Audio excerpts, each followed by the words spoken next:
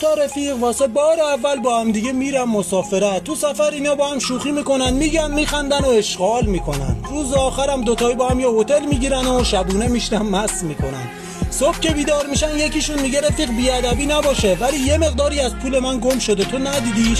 اون یکی رفیقه میگه آره داداش من برداشتم، دیشب پول لازم بودم کیف خودم رو نتونستم پیدا کنم، به خاطر همین از پول تو برداشتم، تا برسیم خونه پست میدم.